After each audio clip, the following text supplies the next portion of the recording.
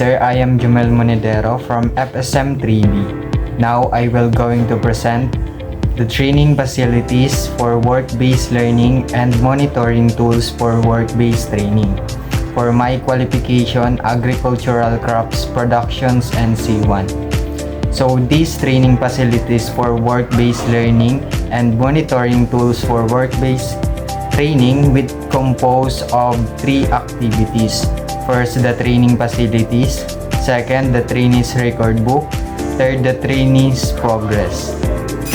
For the activity number 1, the training facilities.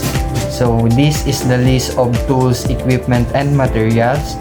It's recommended list of tools, equipment, and materials required in every workstation for agricultural crops productions and C1. For this activity number 1, training facilities, it's composed the trainees training requirement. Second, the training activity task. Third, the tools, equipment, and materials. And also the quantity of different tools, equipment, and materials. Example of training facilities first. We had the basic competencies with composed of unit of competency, the demonstrate work values. For the learning outcomes for the trainees training requirements, we had defined the work purpose of work. For the trainees activity tasks with composed of 2, one's unique sense of purpose for working and then way of work are identified, reflected, and on clearly defined for one's development as a person and as a member of society, followed by personal mission is in harmony with company values. So it's composed of tools and equipment also for this example. For the tools is 1 unit for the logbook journals. Second, 1 per trainee for the pen and paper. For the equipment, 1 unit for computer, and also for the materials, code of conduct of workplace guidelines, poster or visual reminders of workplace ethics, followed by the case studies or scenarios printed for the practices. For the training facilities, which is recommend space requirements for the various teaching learning areas are as follow. For these teaching learning areas with composed of the building permanent, student training working space, learning resource center, facilities, equipment, circulation, 30% for teaching accommodations. For storeroom, B, the experimental land area, will also include the size and meters and the total areas of meters. For this total workshop area with composed of 426.30 square meters. The second activity is the trainees record book, which are composed of the front pages, second the instructions, and then the examples. For these examples, we have the qualification for my agricultural crops productions and C1.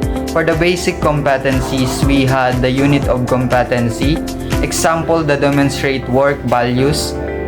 For this trainees record book, it's composed for the learning outcomes, task activity required, date accomplished, and supervisor remarks. For example, for learning outcomes, define the purpose of work, and then task activity required, job sheet, and identifying the purpose of working and the way of work are identified, reflect on clearly defined for one's development as a person and as a member of society. For the date accomplishment example, October 1, 2025, and for the supervisor remarks, the competent.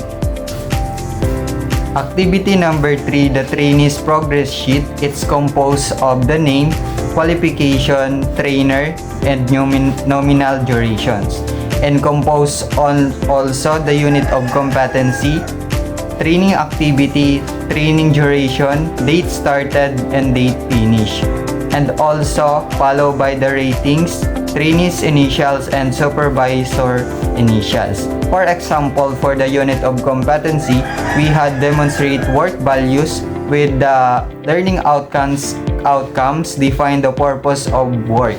For the activity, one's unique sense of purpose of working and the way of work are identified reflected on clearly defined for one's development and etc. For example, for the training duration, we had 8 hours. For the date started October 1, 2025, and then date finish October 1, 2025. For the rating is the competent.